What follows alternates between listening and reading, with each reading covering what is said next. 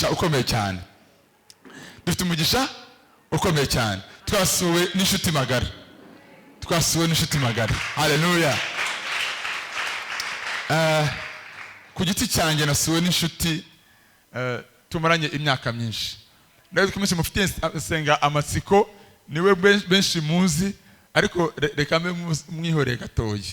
Imana ishimwe cyane. Mpereye ku muvandimwe Muvunyi Emmanuel. Yesu aguha umugisha cyane. N'umukozi w'Imana, ni inshuti y'umuryango wacu cyane. Bamenera akabanga, uyu ari mu bantu bamfashije kurambagiza neza mu mapasiteri. Yesu ashimwe cyane. N'umugabo arubatse, hanyuma impamvu z'ibyo ndibuka twamenye guhera 2005 njya muri kaminuza, 2007 Imana mafiyanse. Ariko uko nari umukozi w'Imana ku ishuri muri kaminuza, ntago nari nemerewe kurambagiza ku mugaragaro, nagomba kubikora mu ibanga. Umuryango we nibo batwihereraga muri salo, bakadutekera tukaganira, barangiza bakadusigira ibaraza, bakajya ahantu quelque part tugasigarana twenyine, tukavuga iby'ubwami bw'Imana muri twebwe.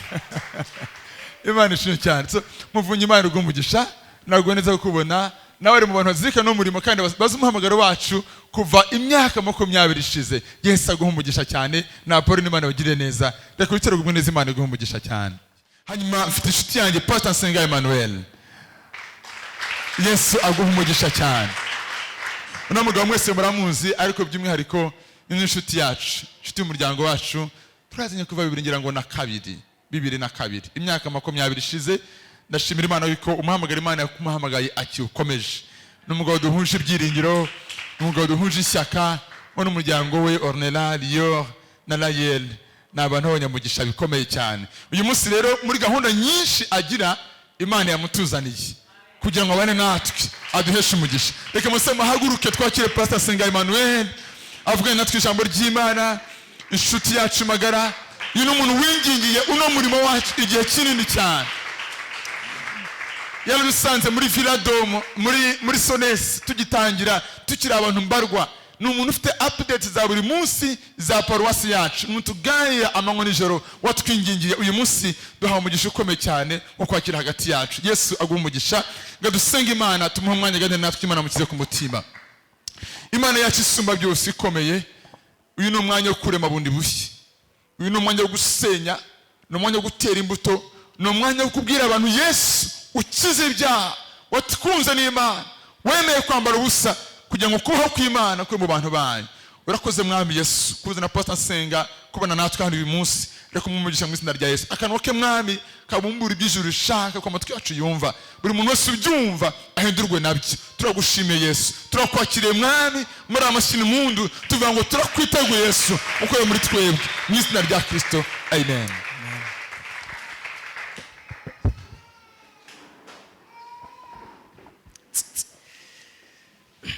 Yesu ashimwe. Muraho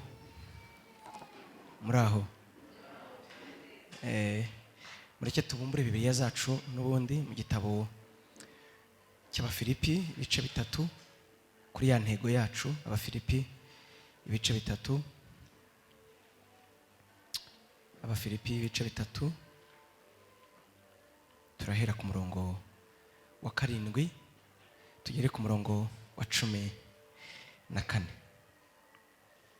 Abafilipi ibice 3 umurongo wa 7 tugere ku murongo wa 14. Haranditse ngo guhomba iby'isi kubwo gutunga Kristo.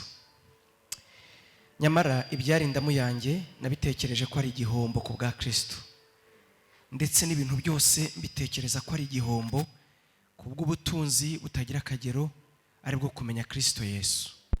Kubwo nahombye ibyanjye byose, ndetse mbitekereza ko ari amase kugira ngo ndonke Kristo, kandi mboneke ko ndi muri we, ntafite gukiranuka kwanjye kuva mu mategeko, ahubwo mfite ukuzanwa no kwizera Kristo, ariko gukiranuka kuva ku Mana guheshwa no kwizera, kugira ngo menye n'imbaraga zo kuzuka kwe no gufatanya imibabaro ye, no kujya nshushanywa no gupfa kwe, ngo ahari ngere ku muzuko w'abapfuye.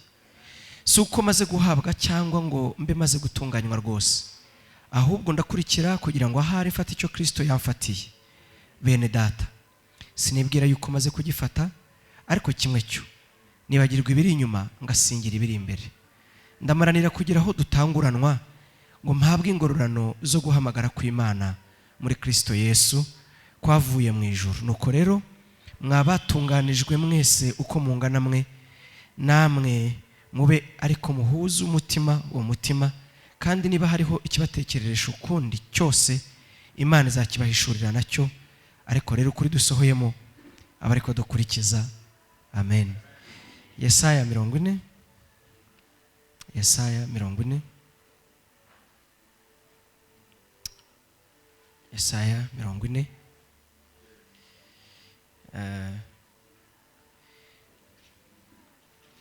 umurongo nubwo umuntu atamenya aho yanditse ariko benshi tuba tuzi. Iyo umuntu agikizwa hari ibitabo ubundi adakunda gusoma. Umuntu wese yagitangira gukizwa hari ibitabo adakunda gusoma. Urugero igitabo cy'abacamanza, igitabo cyo mu ngoma, Ezekiyeli. Ariko byanga byakunda abantu bakunda gusoma igitabo cya Yesaya kuko kirimo amasezerano meza. Rero mureke dusome 29 haranditse ngo ibice 40 29 haranditse ngo niyo iha intege abarambiwe kandi utibashije imwongeramo imbaraga. Abasore b'imigenda bazacogora baruhe, n'abasore bazagwa rwose, ariko abategereza Uwiteka bazasubizwamo intege nshya. Bazatumbagira mu kirere, bagurukisha amababa nk'ibisiga, baziruka be kunanirwa, bazagenda be gucogora. Amen. Mwanyemere tugasubiramo, dusubiremo aya magambo. Haleluya.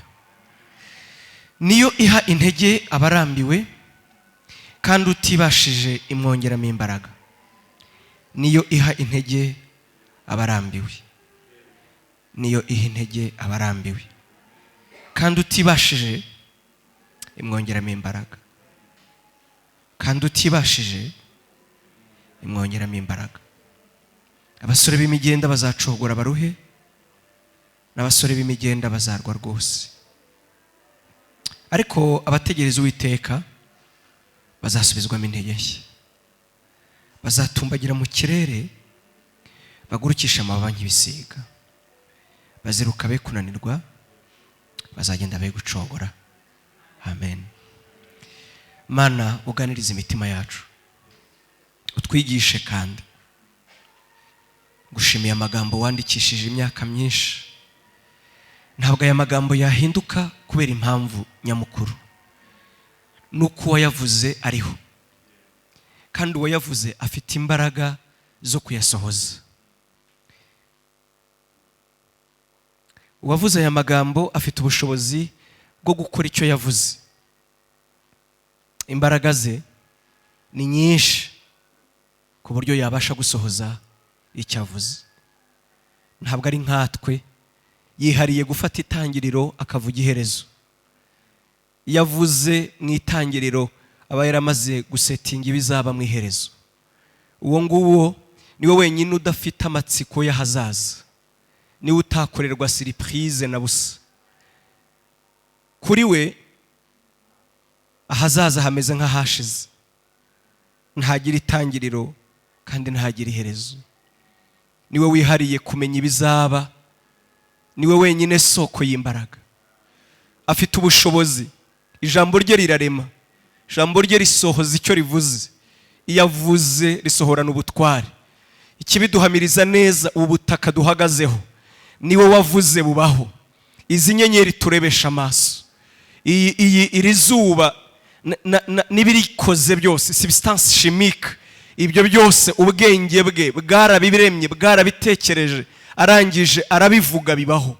Afite imbaraga zo kubikora. Yaravuze ngo niwe uha intege abarambiwe, niwe uha imbaraga abatibashije.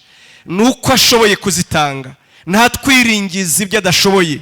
Ntatubwira aya magambo say'umwiraririzi, say'ushaka amajwi, say'ukeneye kwemerwa. n'ay'umugabo w'imbaraga, n'ay'Imana nyir'ubutware, n'iyuzuye kudapfa, n'iy'Imana nyamana, Imana ishoboye, se w'umwami wacu Yesu, umuremyi w'ibintu byose, ayi isoko y'ubugingo, uwavuze bikabaho, itangiriro n'iherezo, Yehova utuma ibintu byose bibaho. Haleluya! Izina rye niwe Mana, niwe Mana mu ijuru no mu isi, niwe Mana, niwe Mana imbere y'abamarayika, niwe Mana yuzuye icyubahiro, yikenyeje imbaraga, yikenyeje ubutware, arakomeye, arakomeye.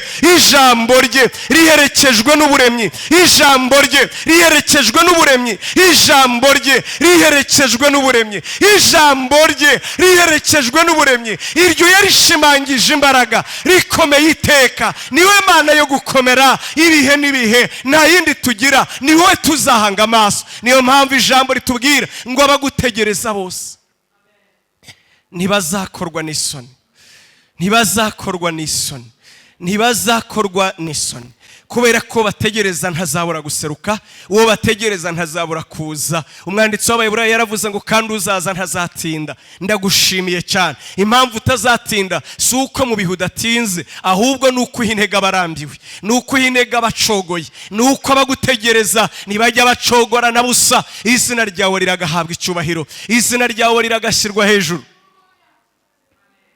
Wowe Yehova, wowe Yehova, wowe muremyi w'ibintu byose. Ibyo tureba n'ibyo tutareba, ibyo tuzi n'ibyo tutazi. Ubwenge bwacu bugwa mu cyuho iteka iyo twitegereje imirimo y'amaboko yawe. Ni wowe uhambaye, ni wowe wo kwizerwa, wahozeho mbere na mbere kandi uzahoraho ibihe byose.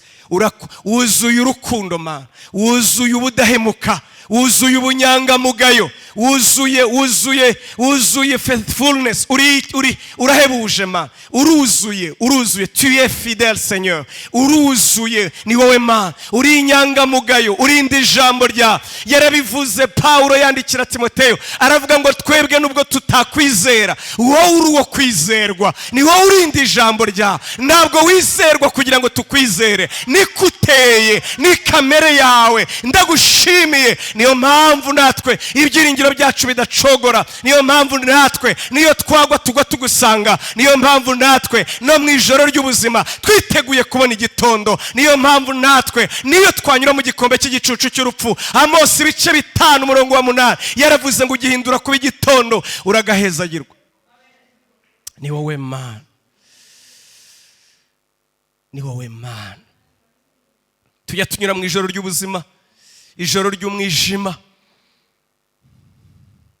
amajwi atwongorera akatwongorera muri cya gikombe cy'igicucu cy'urupfu, mu ruhavu ku ruhande rumwe, mu rwobo ku rundi ruhande.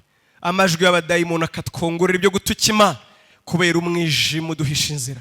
Ariko ndabizi neza, ndabizi neza, Mukristo yaravuze ngo ndagenda n'imbaraga, ndagenda n'imbaraga, ndagenda n'imbaraga, ngo kuko uwo nguwo niwe ufite ubushobozi bwo gutuma igitondo kirasa, igitondo cyo mu mwuka, igitondo cyo mu mwuka kikarasa n'ibyiringiro, kikarasa n'imbaraga, kikarasa n'izuba rya rindi rifite gukiranuka. Ni ku mugaragu yabivuze ngo erega Yesu niwe zuba ryo gukiranuka, rimwe rifite gukiza mu mababa yaryo. Ndagushimira imirasire yawe yahindi yinjira mu mwuka wacu, ukatugirira neza, ukadutabara, ukaturengera. Byiringiro by'abakwizera, dore bene data barimo baririza ubusa bashaka mu maso hawe kugira ngo bahure nawe. Ndabizi ni wowe uhinega abarambiwe, abagushakana umutima bose ntibazabura kukubona. Ugirire neza imitima yacu, twiteguye kuganirizwa nawe. Uhabwe icyubahiro, uragashyirwa hejuru iteka mu izina rya Yesu, amen. Yesu ashimwe cyane, Yesu ashimwe. Ndagira ngo mbanze ashimire Pastor Olivier mu izina ryanyu mwese kuba yantumiye. Nibyo kuvuga ngo umuntu agira imirimo myinshi, nibyo, ariko iyo mirimo myinshi nyine niyi, batagutumiye ngo ugire n'iyindi, iyo mirimo nyine ntiyabaho. Ndamushimiye rero ko yampaye umurimo nyabona. Wakoze kuntumira kugira ngo tubane n'ubwoko bw'Imana. Imana ibamugisha. Icya kabiri mbibutsa nuko bitemewe ku kamera uretse gusa uriya mugabo wenyine.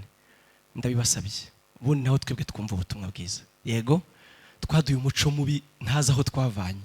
Umuntu atangira kuvuga twese twabanye amakuru kabona tumeze dutya, ndabyanga, mbona atari umuco w'abantu biyubaha. Abantu biyubaha ntabwo bagira ahantu gutangira ukamere ngo bikoreshe ikisi. Uriya n'icyari gushinzwe, niyo mpamvu itorero ryinvestishije kugira ngo tugure kamera n'umuprofessionnel. Yego kugira ngo abikore nkuko bikwiye. Wowe utazabyohereza nabi, sibyo? Hari abantu bajya bakoreshwa na Satani batabizi. Ngira ngo mubizi kundusha, kubera ko ngira ngo mubatakwa kuruta abandi namwe mubamo. Ugasanga bakasa akantu gusa gatoye, abantu bagakasirikiriza nuko abakozi b'Imana bakabatuka bitajyanye n'ikigisho. Rero ntimukabe gutyo mwebwe, nimujye mureka tubikore nkuko bikorwa. Social media nibyo tujye tugabanya gutwika, sibyo? Imana ibaho umugisha. Kubera intego dufite kwezi kwisarura nibyo, ariko munyemerere se nugaruka gato ku ijambo ry'umwaka. Iryo dufite ngo ndamaranira. Turamaranira, turirukanka, turasiganwa kugira ngo tugire aho tugira dutanguranwa. Paulo yabivuze avuga aya magambo twasomye. Abo twari kumwe kugira ngo ni kuwa gatanu, n'ejo hari uwo twari kumwe twongera kuyaganiraho. Yarimo asobanura impamvu zo kwiringira kwe. Hanyuma atangira gutesha agaciro, yerekana uburyo uwo yarari we kandi w'agaciro kandi koko wari ukwiye kubahwa buri wese yaharanira, amutesha agaciro. Aratangira avuga ati, ubundi uhereye ku murongo wa mbere yagiye avuga ati, ngiyewe Paulo nagira mbabwire uwo ndiwe. Ibyo yavuze ngo ibyarinda mu yanjye. Uhereye aho ngaho hari abantu dukunda nyine kuri be yaho, ariko reka mvuge na a yaho. A yaho ni iyihe? Ibyarinda mu yanjye ni ibihe? Ibyo yavugaga byamuhindukiye ubusa ni ibihe? Nitubivugira mu mitekerereze ya Paulo, hari ubwo bitumvikana neza ubigaruye mu isi yacu. Ariko nakutabigaruye mu isi yacu, ariko ndagerageza kubivuga nkuko Paulo yabivuze, ariko tubigarure mu isi yacu, tubigarure mu kubivuga mu mvugo yacu. Ese koko ibyo bintu byari bifite agaciro? Amen, amen. Yaravuze ngo hari ibintu byarinda mu yanjye. Icyambere ati, ngewe ndi umwisiraheli w'Abisiraheli, mvuka mu muryango wa Benyamini. Cyo ni icya kabiri. Icya gatatu, ndi umunyedini wiyubashye. Idini ryanjye ndi umufarisayo. Kubyo gukurikiza amategeko, mu yandi magambo ndi umufarisayo utari uw'idini, nubwo idini ry'abafarisayo ryari idini. Mu myumvire nko kuvuga ati, murabizi ko ubufarisayo ni imyemerere, ni idini, ariko muri iryo dini ubwaryo ngewe ndi inyangamugayo, kuko kubyo kubahiriza amategeko ndi inyangamugayo.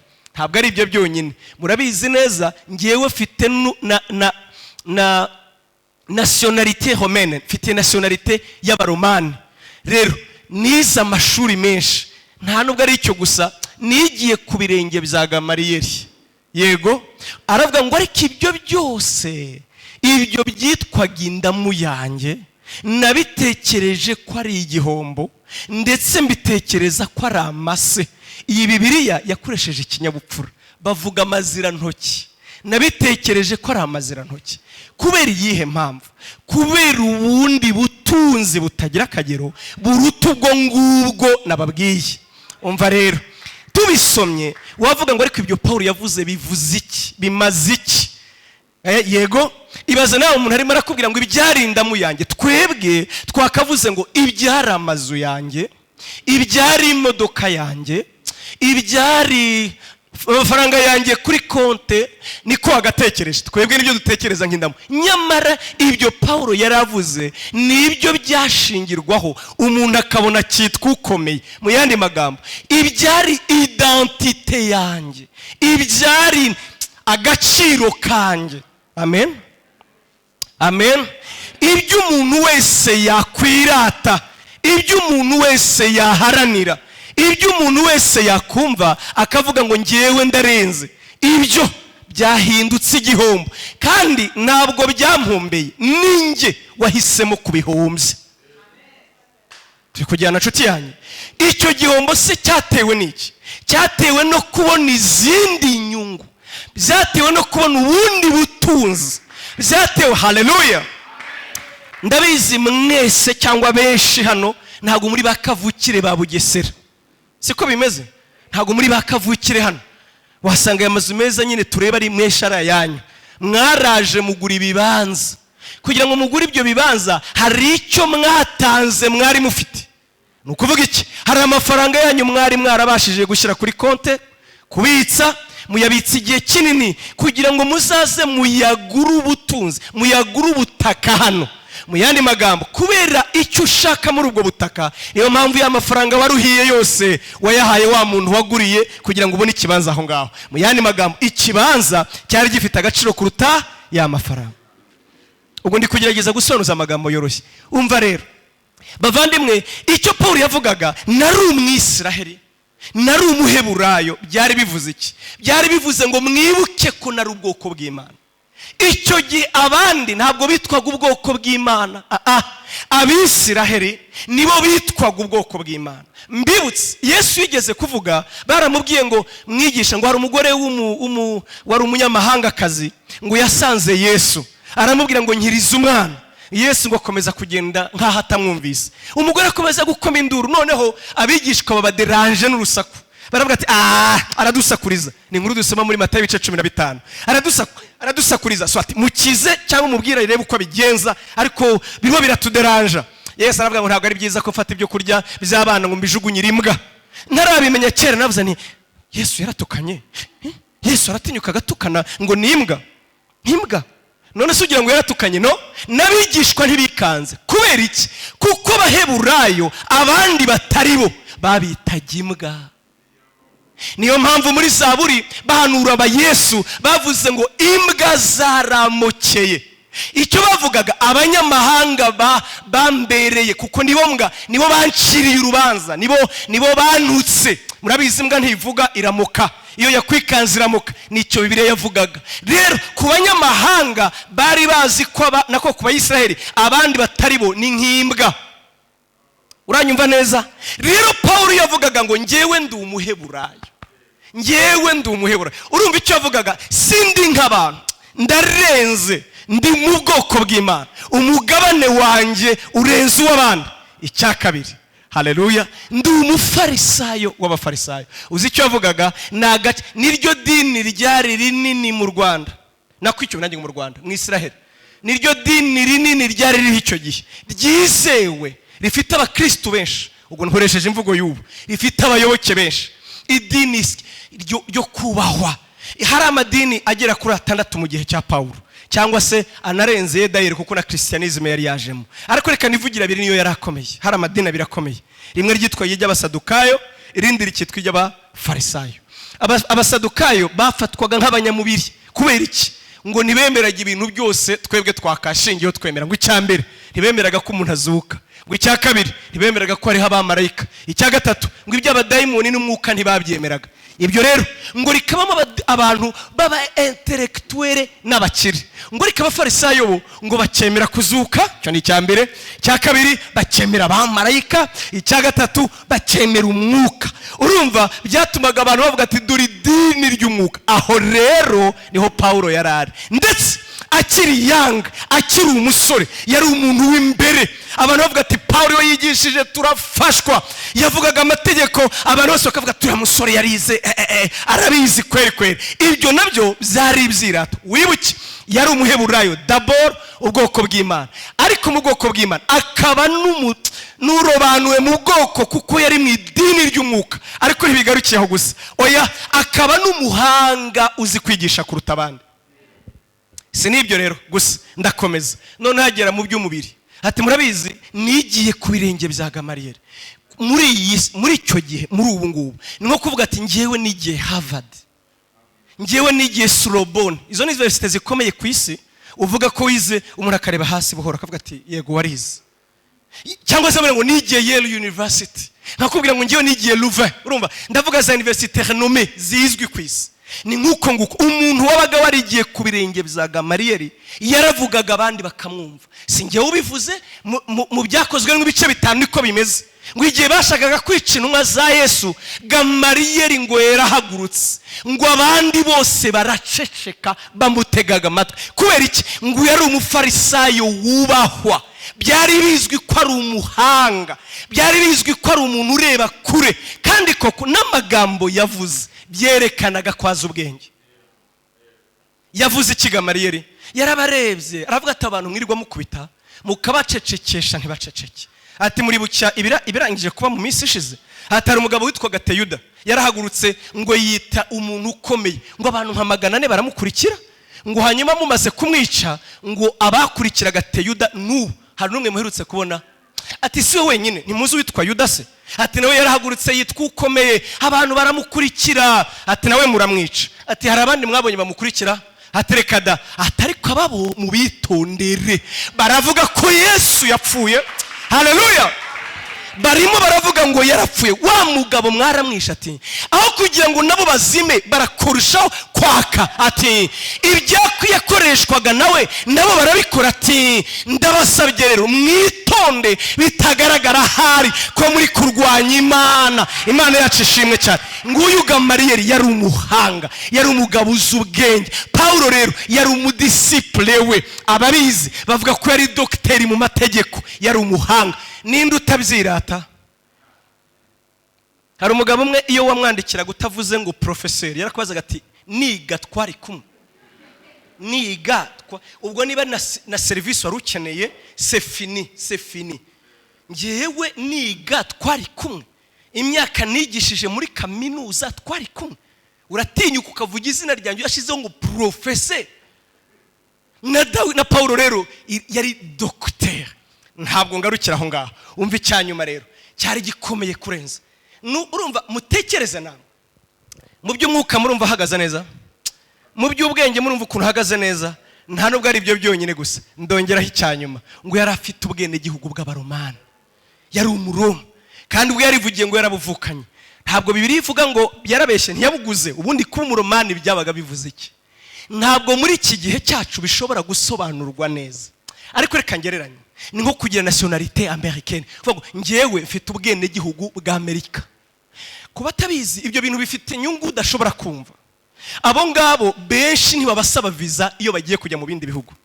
Wowe ushobora kwandika uvuga ngo ndasaba visa yo kujya mu Bufaransa, bakaza kugenzura ukamara amezi 5 bavuga ati ko nabasabye ko mutansubiza, ariko abanyamerika bo baza ntawe uyibasabye. Uranyumva neza? Ntabwo byumvise. Mu gihe cya Paulo ntabwo ari cyo byari bivuze. Cyaraziraga ko umuromani niyo yakora amakosa afungwa. Mbega bari bafite icyo bita immunité diplomatique.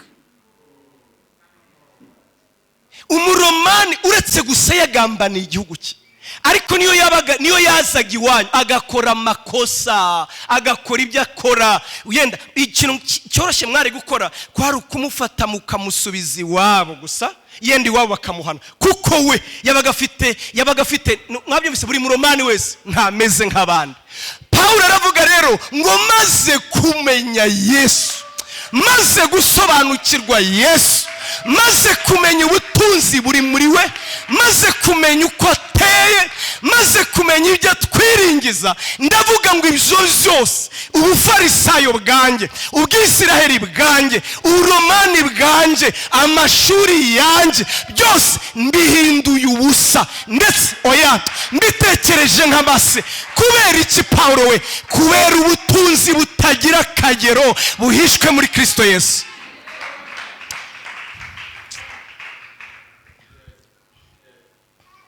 Ngewe ntabwo mbaye mu itorero vuba pe, ntinze mbabarire nivugiye rwose.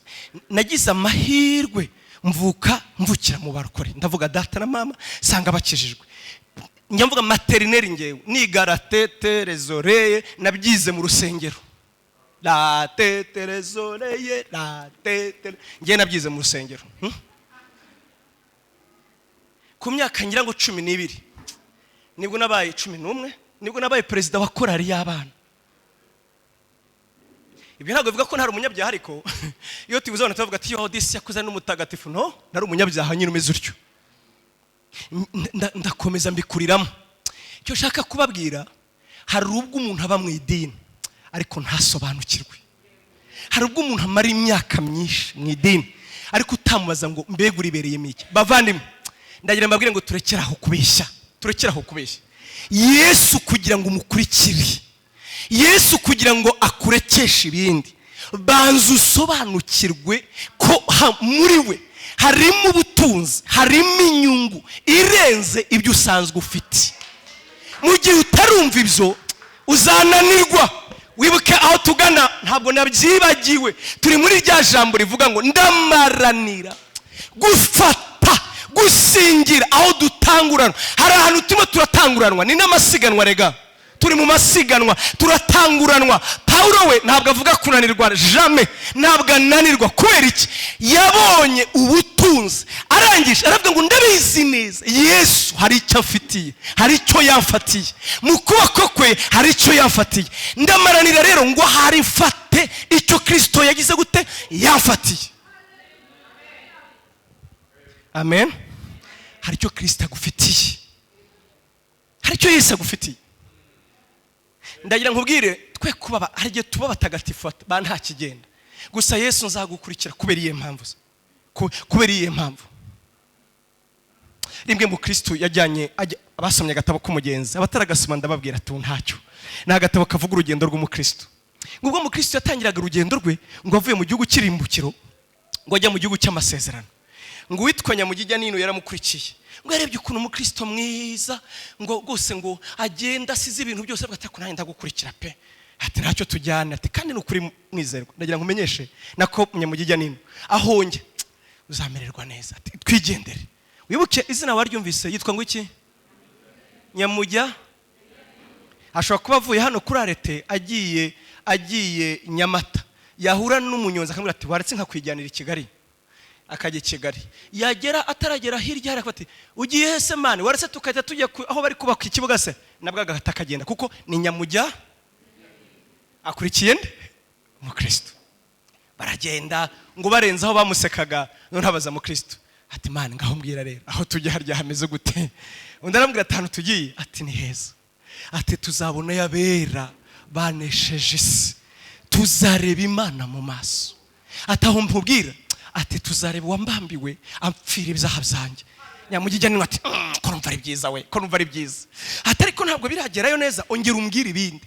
Ataho ngo ari tugerayo ntabwo tuzapfa, ataho tuzabaho nta kwifuza kuri yo, ataho abaho bose barakundana. Ataho mubwire ati bahora bareba Imana mu maso, ati kandi kudapfa bazahora bakwambara nk'umwambaro. Nyamugijya Nino ati ko numva bitaragerayo, mu Kristo aramureba atarega uri murandushya, ati ibyo nkubwira si byo biri kumfasha, ati kuko ndabyibwira kuruta uko mbikubwira. Muranyumvise nibura? Mbega ntabwo ayo magambo ari yakomeye, ahubwo ayo magambo mu mutima iyo ahindutse ubuzima, iyo ahindutse ubutunzi, iyo ahindutse inzara, iyo ahindutse icyo ushaka, ibindi byose bitakaza agaciro. Turi kujyana nshuti zanjye, turi kujyana. Haleluya.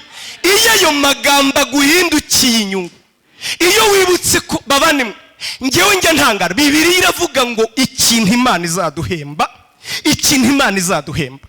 Niko Paulo yavuze, ngubwo mwatsindishirijwe no kwizera dufite amahoro ku Mana. Urumva none ngo nicyo kiduha ibyiringiro byo kuzabona Imana. Kuzabona Imana ni igihembo, aho maze kubimenyera nta n'ikindi kizanjyana mu ijuru, ni ukureba Imana. Kubera ko Mose yigeze kuyitetaho, ayitetaho baba bacuti kugeza ubwo bw'Imana ati niturabacuti. Nibaza ko ari nkuko bati ngiye nawe ntitwabwunze, nyereka mu maso hawe. Imana iramureba ati Mose ndagukunda pe, ariko ibyo umbwiye ntibishoboka, nta wandebesha amaso ngo abeho. Ariko muri Kristo Yesu aratubwira ngo nituzuka tuzareba Imana mu maso. Bavandimwe, kuzareba Imana hehe? Mu maso.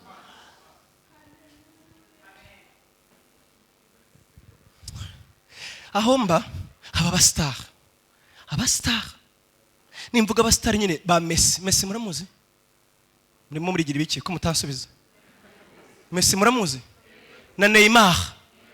Njya ndeba iyo bagiye gukina umupira, nkabona abapapa bakuze bavuye mu bihugu byindi kure kure, ukumva arimo aravuga icyarabu, undi ukumva aravuga igihinde, undi ukumva aravuga ururimi utarumva na rimwe. Duhagaze ku muhanda twese, ku muhanda umwe wese afite iPhone, ahagaze atya ameze atya, babyigana ariko abato n'abakuru, ngo Messi aceho amwifatira ifoto, cyangwa se nareba uko agenze yenda muri metero 200 amufate selfie avuga ati ngewe nari impibereye. Mbega iyo umubonye wunguka iki? Messi ni Messi nyine. Nta kintu umuntu urakimwe arunguka yabonye Neymar mu maso. Turi kujyana njyambona abajene ngo hazaba igitaramo ngo nzaba mari. Yego, iyo ugiyeyo utaha umeze kwa kundi, ariko hari uwo tuzareba tukabaho, hari uwo tuzareba. Iyo haleluya we, hari uwo tuzareba mu maso, hari uwo tuzareba mu maso. Nkugire ntabwo mbufite amagambo nabigusobanuza. Hari uwo tuzareba mu maso, bikaba ubuzima, bikaba igihembo cy'ubuzima, bikaba ubundi buryo bwo kubaho, bikaba kumbabwire ngo iki, ntabwo mfite amagambo abisobanura. Hari uwo tuzareba mu maso tukibagirwa umubabaro, hari uwo tuzareba mu maso urupfu rukaduhunga, hari uwo tuzareba mu maso tukibagirwa iyi si, hari uwo tuzareba mu maso ibyo bihinduka ubuzima gusa. Paulo rero ngo amaze kumenya, ntabwo umwanya ntiwakunda, ngo yagereranije bwa bufarisayo bwe, ngo arebe uburyo yagerageje amategeko, ngo arebe uburyo ayo mategeko atigeze amuha gukiranuka, ngo ariko yibutse ko muri Kristo Yesu ngo Imana yamuhaye gukiranuka kwayo.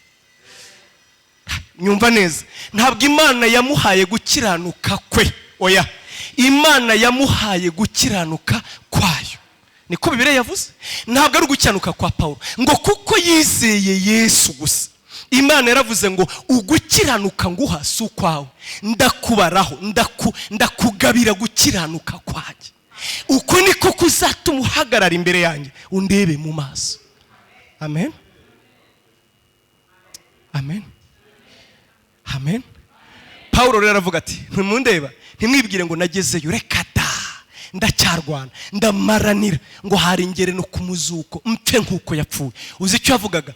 Bibiliya itubwira neza, ubundi nibyo koko twarakijijwe, dufite gukiranuka kw'Imana ubwo twizeraga Yesu, ariko ntabwo wamwizeye agarukiraho. Hari ubundi buryohe burenze ubwo, nukugera ku gupfa kwa kamere, noneho gukiranuka kubaho kwa Yesu kukaba muri wowe. Iyo tuvuze gupfa kwa kamere ni iki bavandimwe? Ubundi uko gukiranuka Imana yakubazeho, iyo urushijeho kwegera Yesu noneho ukugenderamo.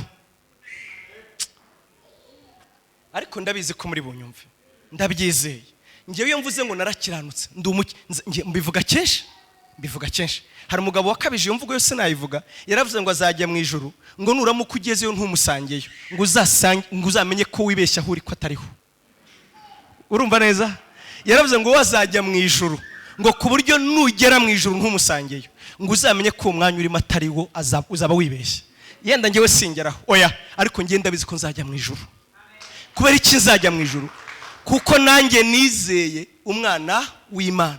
Imana ikambaraho gukiranuka kwayo, ikangabira gukiranuka kwayo tubonera muri Kristo Yesu. Ariko ntabwo bikarukiraho, oya, ahubwo ndamaranira, ndarwana intambara, nguko gukiranuka yambazeho, noneho nkugenderemo. Reka mbaho urugero. Ni nk'umwana, ngiyewe mfite umuhungu ufite imyaka agiye kugera imyaka 10. Ubutunzi bwanjye bwose murabizi dukorera abana bacu bose, sibyo? Ibyo mfite nibo dukorera, ariko sinshobora gukora ikosa ryo kubimuhereza, sinshobora, kereka maze gukura.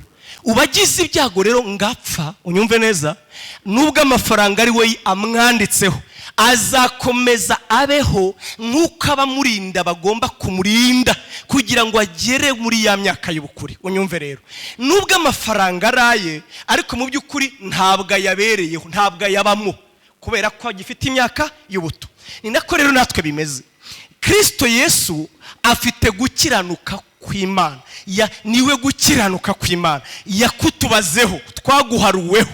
Ariko iyo dukuriye muri we, noneho dutangira kukwinjoyinga, dutangira kukugenderamo, dutangira gusa nako. Nicyo yavugaga rero, ndamaranira ngo ngere, haleluya, kugeza ubwo mpfa shushanywa no gupfa kwe. Yavugaga iki se? Kuko njyewe kamere yanjye yabambanywe nawe, napfanye nawe, kwizera, mu kwizera napfanye nawe, ariko nkeneye noneho no gupfa bigaragara. Undebye akavuga ngo uriya nta kigenda nk'uko abisi bagenda, uriya nta kivuga nk'uko abisi bavuga, uriya nta gitekereza nk'uko abisi batekereza, kuko gukiranuka kw'Imana nabazweho, noneho nkugenderamo.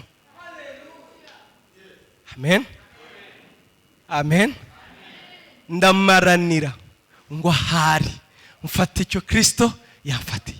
Ntabwo ari ibyo gusa, nubwo nacyo nagifata rero, unyumve neza, nubwo nacyo nagifata ntabwo bihagije.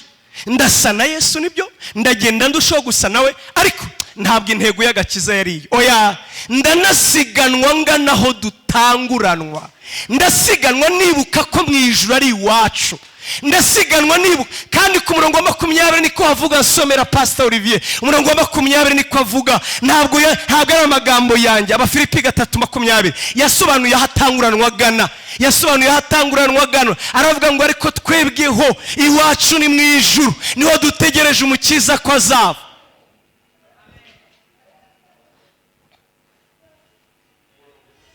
Yego,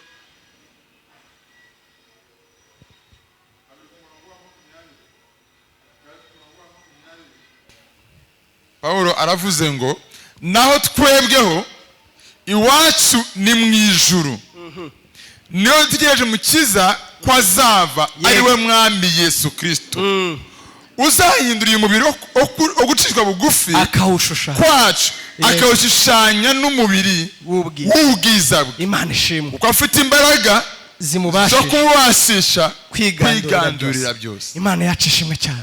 Urumva Pawulo yatanguranwa gana intego y'agakiza, turagana mu ijuru. Amen, amen, amen, amen. Imwe nigeze guhura n'inshuti, si inshuti, twariganye, none tuyaherukanaga mu myaka, twerukana muri 99. Urumva ukuntu ari kera. Duhureje ubundi muri 2021 ngira ngo, arambona arambwira ati uracyari umurokore, ye baba we, kuva cyagiye n'ubu uracyari umurokore. Nindacyariwe. Atuzi imitsingi ngiye maze kunywa, ye baba we, aturacyari umurokore. Nindacyari umurokore. Twari duhuriye ku kibuga cy'indege, ati ye baba we, ati njya nkubona wigisha, n'ubu bya bintu uracyabirimo nti cyane, ntigutese. Namwe none se ubundi mbijyamo intego yari iyihe? Kwari kugira ngo nzajye mu ijuru. Yesu ntaragaruka rero, dutegereje umukiza. Bavandimwe, ntabwo twakijwe ngo tugure amazu. Muzanareba abafite meza hano ntibemera ibyo musenga, ndabesha? Kandi sugira ngo ntibabibona badasenga nyine. Imana imeze ngibyo, bimeze nk'imvura ivubira babi n'abeza. Nawe nubona uko uyubaka uzayubake. Uranyumva? Nta nubwo twakijijwe ngo turongorwe. No. Hano hanze hari abantu bata umugabo umwe agashaka undi, ukagira ngo we wagira ngo afite imiti bakurura. Nawe nubona uzarongorwa, c'est pas un problème. Uranyumva neza? Nta nubwo twakijijwe ngo twige, nawe nubona uko wiguzige. Ibyo ni ubuzima bwacu. Twebweho twakijijwe, intego yacu ari imwe, ari ukugira ngo ubusumwe. Haleluya. Icyambere twabazweho gukiranuka kw'Imana. Icyakabiri turamaranira ngo tugende turusha gusa na Yesu, kugira ngo dushushanywe n'ubwiza bwe. Icyagatatu, the final destination, aho tugana ni mu ijuru, ni mu kureba mu maso y'Imana, kugira ngo nitumubona tuzase nawe. Hanyuma rero muri icyo gihe turimo, mu gihe tukiri mu isi, ese tubaho gusa dusenga twiyeza? Hari abantu nzi bitwa ngo nabere baba mu nzu basangira ibyabo, batajya bagira icyo bakora, ahubwo umurimo bakora n'umwe gusa, n'uwo gusangira ibyabo, n'uwo ngo bategereje Yesu. Oya, Pawulo yaravuze ngo oya, maze kumenya ubwo butunzi butagira akagero, maze kumenya iyo neza itagira akagero, ngo nahisemo ku buzima bwanjye mbwegurira Imana ngo nkomeze umurimo, nkora umurimo wo kugira gute, wo kumenyesha abandi icyo Yesu, ubutunzi butagira akagero buri muri Kristo Yesu. Hari umugani, ni sinumugani n'ibintu byabayeho. Murabyibuka mu gihe cya Elisa higeze gutera inzara. Hamaze gutera inzara, hanyuma ngo umwami wari wateye i Samariya ngo azenguruka umujyi. Kera iyo bubakaga imijyi bagombaga kuyizengurutsa inkike cyangwa se clôture, bagombaga kuzengurutsa umujyi. Clôture ukaba ari umujyi uzengurutswe, hanyuma abantu bagatura imbere. Wari uteye rero umujyi araza azenguruka iyo clôture, abantu bicwa n'inzara, ngo kugeza ubwo abagore babiri baganiriye ati mureke turya abana bacu. Muratekereza iyo nzara?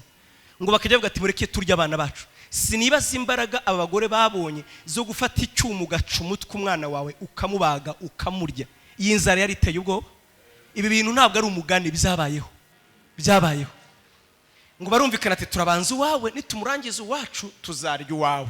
Kubera inzara nibaza ko nk'uyu mwana bamuriye nk'amezi 4, niko nibaza, sinari impari kugira ngo barye gato kugira ngo kameme batamurira rimwe. Ngo uwo ngo warangiye rero begera ati nangereza n'uwawe tumurye. Ngo umubyeyi wa kabiri agira impuhwe biranga. Ntabwo ari cyo nashaka kuvuga. Hanyuma rero Elisa ngo arahanura aravuga ati ejo nk'aya masaha, ubwo wenda tuvuge ko hari 4:30 ejo nk'aya masaha ku muryango w'Isamariya winjira, mbega kuri arete, ifu izabigurwa nk'amafaranga 10 n'urugero, ikiro cy'ifu. Mwibuke ibyo kurya byarabuze ku buryo abantu barya abana babo. Noneho umuntu agatinyuka akavuga ngo ejo ngo muzamuri kurya kahunga, ngo n'ifi izabigura amafaranga 10. Nibaza ko ati niyo mpamvu umugambwe ati ibyo bintu uvuze n'amarembo yo mu ijuru niyo yakinguka ntago byashoboka. Ndaramubwira ati ntabwo wizeye ijambo ry'Imana uzabirebesha amaso yawe ariko ntuzabiryaho. Ndakomeza rero saho nashakaga, nagira ngo ntavuga bya bindi mutumvise inkuru aho yahereye. Ngo hari ababembe ngo bari barajugunye inyuma y'umudugudu kugira ngo batanduza abandi. Urumva nawe abimbere inzara yarabisha, abinyuma bari bameze gute? Bari barapfuye, sinari impari, namwe nimwibaza. Bari bameze nka secretary, bari barakonkobotse bumwe. Baravugana ngo ari bana atari kose turapfira iki hano? Ko n'ubundi gupfa ari ugupfa, ko gupfa naba ari ukwicwa n'inzara. Twamanutse mu Mafilisitiya tukabakeza, batwica tugapfa n'ubundi turapfuye, badukiza tugakira n'ubundi ni hahandi. Ngo mu gihe bagendaga Imana y'igitangaza, njya mvuga ngo nicyo mu bitangaza byabayeho n'ibyo. Ubundi ababembe muzi ukuntu bameze, iyo agenda gutyo nta kandagira neza. Uko bakandagiraga ngo Imana ikumvisha abari mu ngando y'Abafilisitiya ati shari do komba ziraje. Uranyumva? Ni ibibunda rutura biraje. Ati ye babawe Imana ibateza mu bwoba. Baravuga ati buriya umwami w'Abisirayeli yaratugambaniye, yagiye guhuruza ingabo zo mu Egiputa, turapfuye turashize. Wibuke abarimo bakandagira nabaki nababembe. Uko bazamura gusa akaguru Imana ikavuga ati umva amagare n'amafarashi, umva muri minsi umva ati umviriza ibifari byo mu Burusiya, sijya bigezweho. Nimwumva ibifari byo mu Burusiya ati turapfuye. Ngo bose bariruka basigamo bya byo kurya. Ngo ababembe bahageze, nawe urabona umushonje rero. Barariye ibitetse, bariye ibishuhije, bariye ibyaraye, bariye ibitaribwa, bararangije kurya ngo biba ubutunzi. Bageze bavuga ati turimo n'ibiki, turi mu biki kwera. Abandi mu mudugudu barapfuye, turabizi abantu barimo bararya abana babo, natwe turariye turacecetse. Bavandimwe, ndagira mbamenye twebwe twarababembe dukwiriye gupfa. Ibibembe mvuga n'ibyaha byacu, twarabo gupfa, twarashizwe inyuma y'umudugudu n'uwuhe. Paulo niko yavuze, aravuga ngo mwari abanyamahanga kera, mudafite Imana rurema, muri abashyitsi n'abimukira ku masezerano y'Imana, nta byiringiro by'ibizaba. Ndavuga ko zajya mu ijuru nabitewe n'ikisi, nuko Yesu yangiriye imbabazi. None ubwo maze kurya nkaba nuzuye ibyiringiro byo kuzuka, dore inkuru nziza ngufitiye. Jya mu murwa ujya kuvuga inkuru nziza, jya mu murwa bwira abandi ko Yesu akiza, jya mu murwa babwire ko ibyo kurya bizabonetse, babwire ko Yesu aruhura, babwire ko Yesu atabara, babwire ko tuzazuka.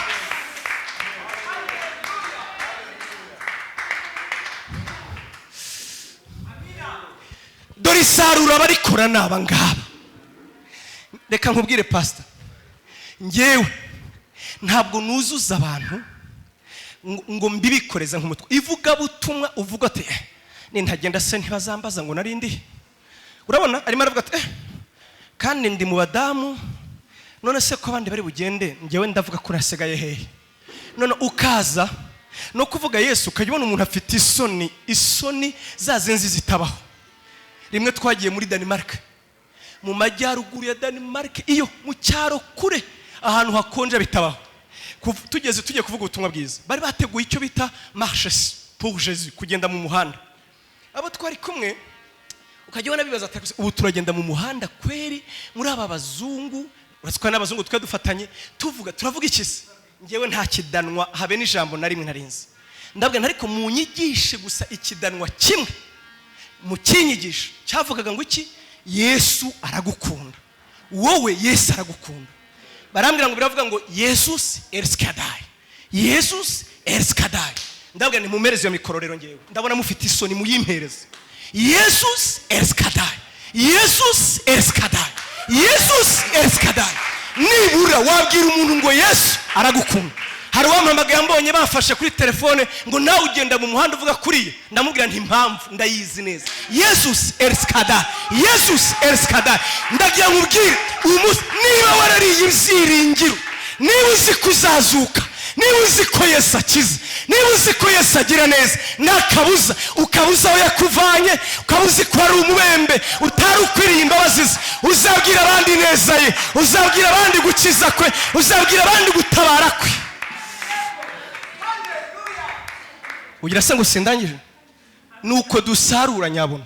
Yohana yaravuze soza, yaravuze Yohana aravuga ngo niba koko Kristo Yesu yarapfiriye abanyabyaha, tukaba tubizi neza ko yagupfiriye uri umunyabyaha, nta kindi kintu wakorera ubuzima bwawe uretse gutanga kubaho kwawe nawe kugira ngo abandi nabo wowe ugapfa ngo abandi nabo bamenye Yesu.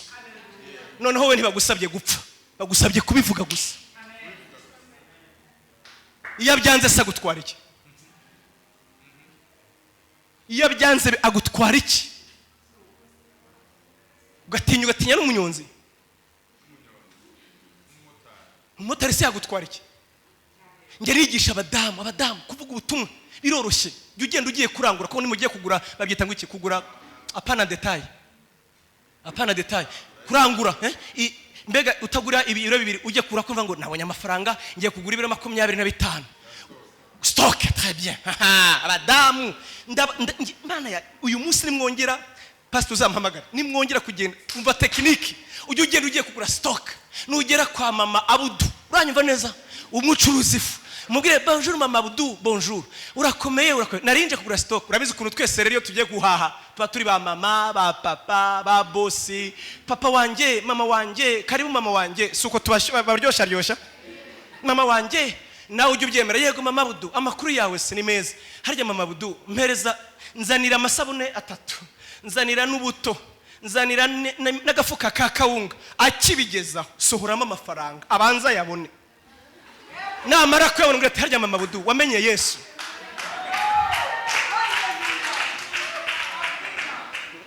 Wowe ujye amwereka gusa amafaranga nta matinde ari hehe amafaranga. Urabona nyashize hano aya ngaye ntabwo naba nkibwirije mwese mwavuga ati yayatoye, ariko amafaranga aya ni nk'umuntu ayagumya aha ikibwiriza cyaba gipfuye, kuko buri wese akomeza batari kuse nayande buriye nyindu yasize atera umudugararo aya ngaye. Umva rero ujye yamwereka mama Abudu wamenye Yesu. Oya ariko mama Abudu Yesu yaragupfiriye, Yesu yaragupfiriye, umwizera nazarimbuka. Ibyo biragoye, ngewe ndabizi nzajya mu ijuru. Uzi impamvu ubu bizerera mu mirimo, niyo mpamvu gupfa ntibabizi ko nibazuka baza ngo Imana izashyira ku munzani. Twebwe turabizi neza nituzuka yatubaza gukiranuka kw'Imana tugenda dusa nawe tuzamureba mu maso. Nimujya kugura stock, ibyo byabananira mwebwe twe kwa mama Abudu ujye kwa murokore. Atari ko iryo zina ubundi witwa urarizi neza, ubundi we warukutse iki muroko ko ariyo yayo. Ese nawe buryo gisengera kwa Didier ndabemera ko Olivier nuko nguko nyine kwengwa kuryoshya toya warakijijwe.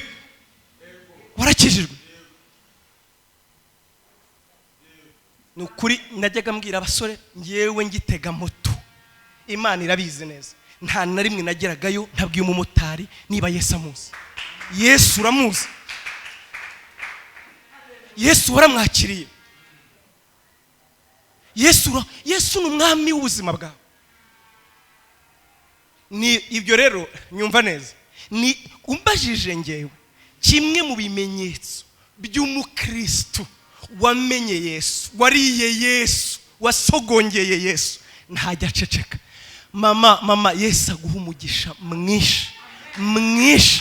Impamvu muvuga ndamuzi, twarahuriraga mu modoka, ngewe nari harabitangira, nkabona natangiye ngo mureke bavandimwe tuganire ku ijambo ry'Imana, nkumva navuga nti munsigaho batagira ngo turaziranye. Ibyo nkubwira ni ukuri, nkumva navuga ati Nyagasani ninjiriyemo iki, kandi ubwo yabaga yambonye senga Yesu nanjye barabishyiramo we. Imana iguha umugisha mwinshi, warakoze. Kandi mu ijuru nitugerayo ndabizi neza. Hari abantu tuzagira tuzi ngo ubwo nyine twishyize mu myanya, Yesu agiye guhamagara nomero ya mbere Pastor Senga mubone ntaje. Kera turi muri primaire bajyaga bahamagara mu kibuga, kumva bavuga ngo uwa mbere ni ntaye ni Sengimana, ukagira ngo ni wowe, kumbe ni Senga ugasubira inyuma. Ni wowe nomero ya kabiri ni Emmanuel, ukagira ngo ni wowe ugasubira inyuma. Namwe muzajya mwira ngo nitwe ba mbere, kandi atari byo, kuko abahinduriye benshi ku bukiranutsi nibo bazaka nk'inyenyeri mu ijuru, nibo basitari nyabuna. Abo rero nibikunda kumuvuga ataraguhagije, nibikunda kumugabura nta nzara yakumaze, nibikunda kumuvuga utaributse neza, ibibembe byawe bizari bigukojeje isoni, nyamara utarabyibutse ngo umenye ngo njyewe nari nuzuye isoni z'ibyaha, njyewe nta byiringiro nari ifite, njyewe uwo Yesu nta kabuza uzamugabura. Imana ibaha umugisha. Gusarura bizoroha. Bibiliya avuga ngo umva neza, Bibiliya ni kwivuga ngo ababiba bose babiba bari, ngo aricyo basarura. Ni gute uzi impamvu se? Nuko azi ko mu gusarura arimo giye kurya nyabo. Abamize Yesu neza ni mu gusarura bamera neza. Yesu avuga rya jambo twagombaga gusoma muri Yohana 4, munyemerere ngira ngo murarizi. Yohana 4 uhere ku 35 baramubwiye uzavuga ngo ibisarurwa bireze. Hari amagambo abanza, bari bagiye gushaka ibyo kurya, bari bagenze ibirometero 70 n'amaguru. Unyumve neza, ibirometero 70 n'amaguru, bananiwe pe, ngo yicazwa kwiriba no kunanirwa. Ngo ariko ibyo byose yabikoze papasiri. Kubera iki? Ngo yabikoreshejwe no kugira ngo akize umugore witwaga Umusamariya. Ngo arimo aramubwiriza, abigishwa baraza baramubwira ati mwigisha kiri ibyo kurya, tereka da ntabwo ndi burya. Kubera iki? Ngiyewe ufite ibyo kurya mutazi. Umva ibyo kurya bya Yesu, ngo nukubona sarura akura abandi mu byaha. Kuri we yabikoze nibyo bimuhaza, kuri we yabikoze nibwo amerezwa neza. Paulo yaravuze ngo iyo ntabwirije ubutumwa ngiyewe nabona ishyano. Ngo kubera iki? Urukundo rwa Kristo ngo rumeze nk'umuriro mu nda yanjye, rurantuyika, nirunturiza, yo mbega nimugire ngo ninjye ndahatwa, ndimbata sanuri puse. Kubera iki? Urukundo rwe rurambatiriza, urukundo rwe rurambatiriza, urukundo rwe rurambatiriza. Niba yaragukijije ibibembe, niba koko yaragukijije ibibembe, nta kabuza uzamwamamaza. Niba yarakugaburiye uzamuvuga. Ubwo rero ikibazo aho kiri ni wowe question mark. Niba utavuga Yesu itekerezeho, niba kigutera isoni iyibazeho wowe. Imana ibaha umugisha. Karibu pastor.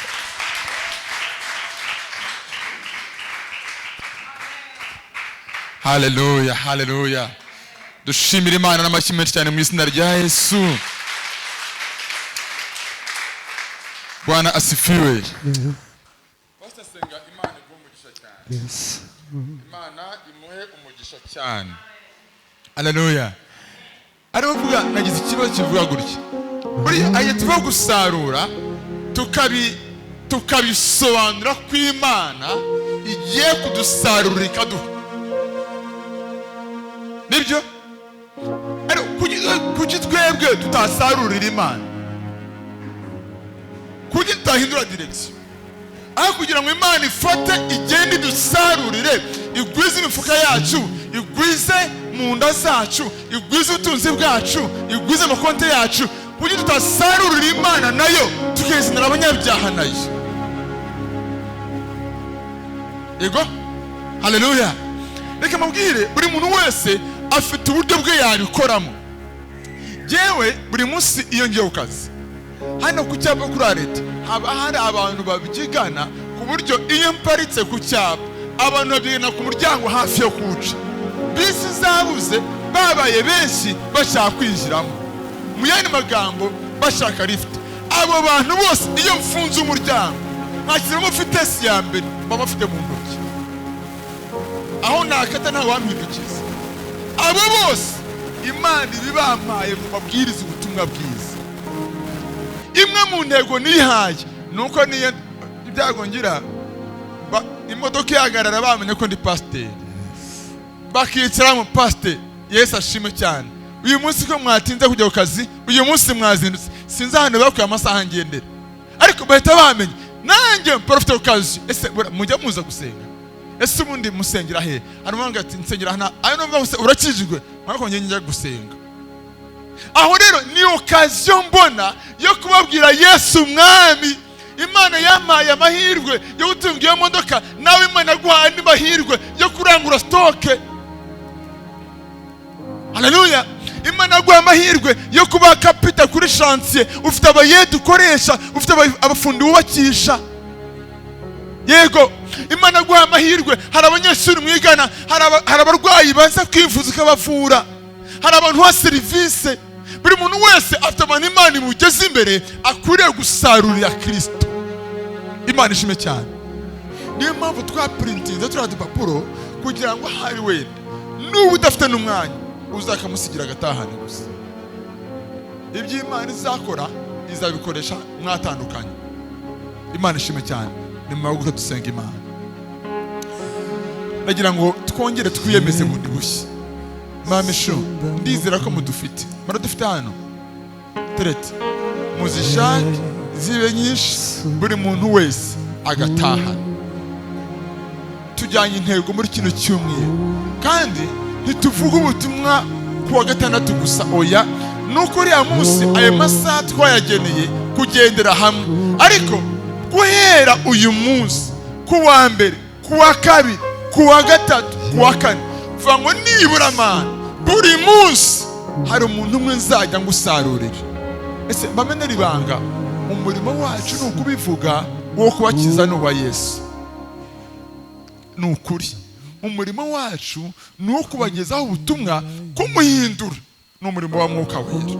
Wigira ubwoba, wigira ubwoba, oya, nimureke dusarurire Imana yacu. Birashoboka urimo kwiriza muri iyi minsi, urimo kwiriza umuryango wawe bije guhasa sita yavuyemo na mu gitondo. Yego, koresha icyo kiro kimwe cy'umuceri gusa, uhamagara umuntu kimuye umubwire ngo Yesu aragukunda. Dufite uburyo buhagije, dufite uburyo buhagije. Abahindura benshi ko bakiranutse bazarogana nk'inyenyeri. Itoro Yesu yishimira iribwiriza abanyabyaha ubutumwa bwiza. Siryishimira uburyo Yesu yabaguye mu biro, ishusho y'Imana ikaguka, izaguke ariko yaguke na Yesu ubwami bw'Imana bwaguka. Zamura ibiganza byawe, zamura ibiganza byawe. Yesu ugira amagambo ubwira Yesu. Ubwo uvuga ngo Yesu ndagukunda, ubwira Yesu ndagukunda, mbabarira ko nakorera isoni sinkwamamaza uko bikwiriye. Mwami wanjye Kristo, tumva niyemeje ko kwisubirayo uko yabanje kunkunda cyo. Yesu ndamukunda. Kora iyo deklarasiyo imbere y'Imana, ariko hejuru y'uko kumukunda umubwira mu Mwami Yesu, ngiye gutera intambwe yo kubwira abantu koko ngukunda. Yes Lord, hagurutse imitima kundirayo ko yabanje kunkunda. Reka uzamura ijwi ryawe utegere gusenga Imana. Saba Imana imbaraga, saba Imana ubwenge, saba Imana imbabazi. Emera bundi bushya, wiyemeze bundi bushya, dusarurire Imana. Mana yacu yo kwizerwa, Imana ikomeye ubuntu n'imbabazi. Turagushimira ko amagambo Mwami ahingukiye amatwi yacu, turayumvise, turayamenye Kristo mwiza.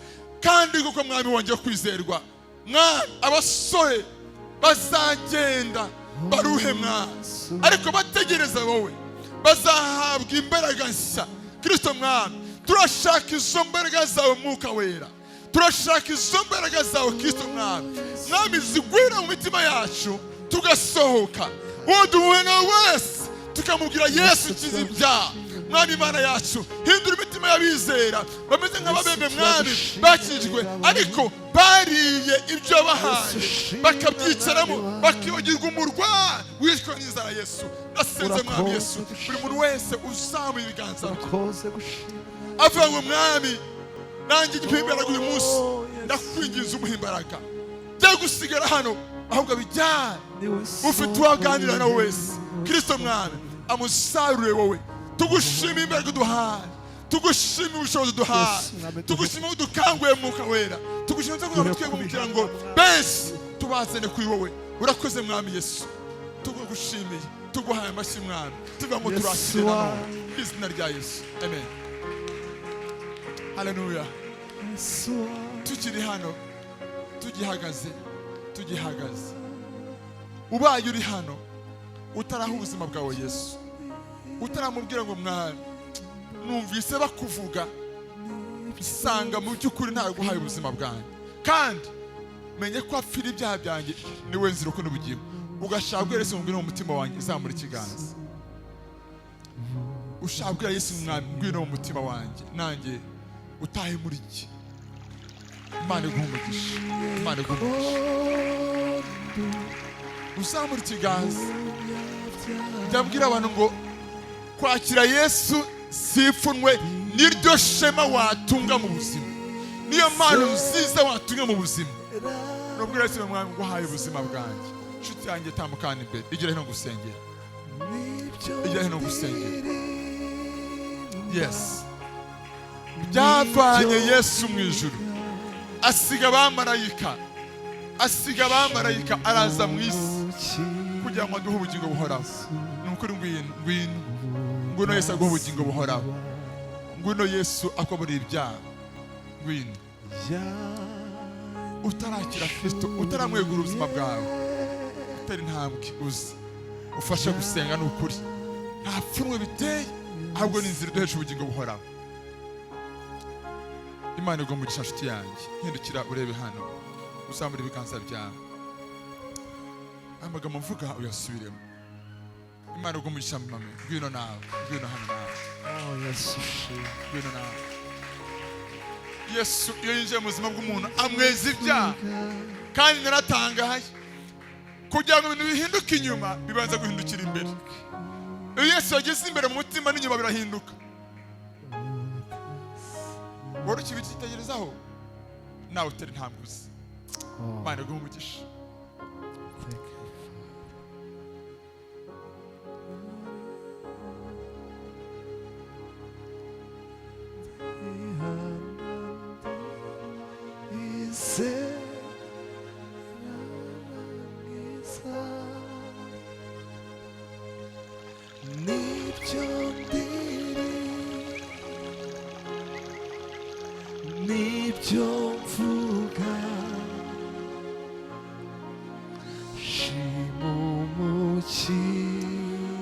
Tugiye kubasengera, muzamura ibiganza byanyu, muzamura ibiganza byanyu. Amagambo mvuga muyasubiremo, vuga umwami Yesu, numvise ijwi ryawe, menya ko uri umukiza w'abanyabyaha. Mwami Yesu, ndi umunyabyaha, narakubabaje, ariko menye ko uri umukiza. Ndakwinginze ngwino mu mutima wanjye, umbabarire ibyaha byanjye, mpabwe ubugingo buhoraho, umpindure rwose. Urakoze kumbabarira, urakoze kunyeza, urakoze gutaha muri jyewe. Natuje akanwa kanjye, nijeje umutima wanjye kuri umwami n'umukiza ubuzima bwanjye. Urakoze kunyakira Yesu, mu izina rya Yesu, amen. Tubasengera mu izina rya Yesu. Mana yacu yo kwizerwa, urakoze mwami kubw'ijambo ryawe rigeze mu matwi y'abana bantu. Mana yacu, amagambo bizeye bakatuza akanwa kabo ubwabo ubwayo abitse mu mugambi w'Imana. Wese umunyabyaha ukamuhindura ukamuha umugabane w'abana b'Imana. Rasenze Kristo mwiza, imbaraga z'ijambo rya Kristo zitahe muri bo, zibazindure ku cyaha, zibakundisha ijuru, kandi Mwami Yesu zibahindure mu izina rya Kristo, babibyare mu bishya kandi bamaze izina ryawe. Mwuka wera utahe muri bo, ubuzima bwabo buhinduke nk'uko Zakayo yahindutse mu izina rya Kristo, nk'uko Paulo twese yahindutse. Mwami, ubuzima bwabo buhinduke kugira ngo Mwami Yesu bahinduke mu bibero yawe byo gutangaza izina ryawe ryiza. Urakoze Kristo mwiza, n'ibindi byose biremera ubuzima bwabo babikurwaho mu izina rya Kristo, ukuri umwami uruhura abaremerewe bose mu izina rya Yesu umwana w'Imana. Amen. Amashyi kumana mu izina rya Kristo.